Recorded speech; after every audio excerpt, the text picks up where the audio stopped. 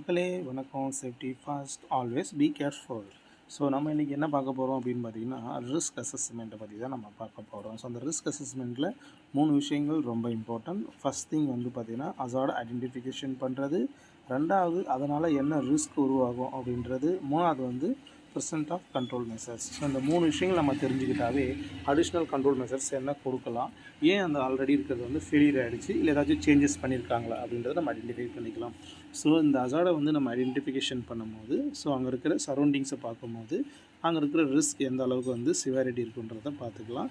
And likelihood என்ன இருக்குதுன்றதையும் நம்ம பார்த்துக்கலாம். ஸோ இது மூலிமா நம்ம அடிஷ்னல் கண்ட்ரோல் மெஷர்ஸ் கொடுக்கலாம். இந்த அடிஷ்னல் கண்ட்ரோல் மெஷர்ஸ் வந்து பார்த்திங்கன்னா ஹையரிட்டியை ஃபாலோ பண்ணணும். அந்த ஹையரிட்டி நம்ம வந்து பார்த்திங்கன்னா ஃபாலோ பண்ணாவே நமக்கு மேக்ஸிமமான வந்து பார்த்திங்கன்னா சிவியாரிட்டி வந்து கம்மியாகிடும். ஸோ அந்த சிவியாரிட்டியை கம்மி பண்ணுறதுக்கு நம்ம லைக்லிவுட்டை கம்மி பண்ண வேண்டியது ரொம்ப தேவையாக இருக்கும்.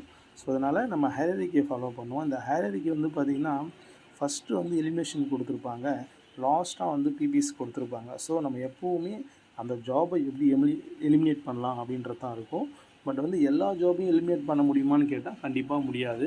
ஒரு சில விஷயங்களை நம்ம எலிமினேட் பண்ண முடியும், பட் நிறைய விஷயங்களை பண்ண முடியாது. பட் அதுக்கு ஆல்டர்னேட் பண்ண முடியும். ஸோ ஆல்டர்னேட் பண்ணலாம். இது இல்லை, இது இப்படி பண்ணாமல் இப்படி பண்ணலாம் அப்படின்றது அந்த ஆல்டர்னேஷன் அடிஷ்னல் அது கொடுக்கலாம். அப்படி இல்லை, அதுவும் பண்ண முடியல அப்படின்னும் போது இன்ஜினியரிங் கண்ட்ரோல் நம்ம கொடுக்கலாம். ஸோ இன்ஜினியரிங் கண்ட்ரோல் கொடுத்துட்டு அதுக்கு தேவையான ட்ரைனிங்ஸ் என்னென்ன சேஞ்சஸ் என்னென்ன பண்ணியிருக்கேன் அப்படின்றத ட்ரைனிங், சூப்பர்வைஷன், இந்த மாதிரி அட்மினிஸ்ட்ரேட்டிவ் கண்ட்ரோல்ஸு, சைனேஜஸ்ஸு எல்லாமே கொடுத்துட்டு லாஸ்ட்டாக ஒரு சிலது வந்து பார்த்திங்கன்னா பார்ட்ஸ் ஆஃப் வந்து பார்த்திங்கன்னா மிஸ் இருக்கும். ஸோ அதுக்கு வந்து பார்த்திங்கன்னா பிபிஎஸ் நம்ம என்ஷூர் பண்ணிக்கலாம். ஸோ இந்த மாதிரி நம்ம பண்ணும்போது கம்ப்ளீட்டாக வந்து பார்த்திங்கன்னா அந்த ரிஸ்க்கை ரெடியூஸ் பண்ண முடியும். ஸோ இதனால் சேஃப் என்விரான்மெண்ட்டை நம்ம உருவாக்க முடியும்.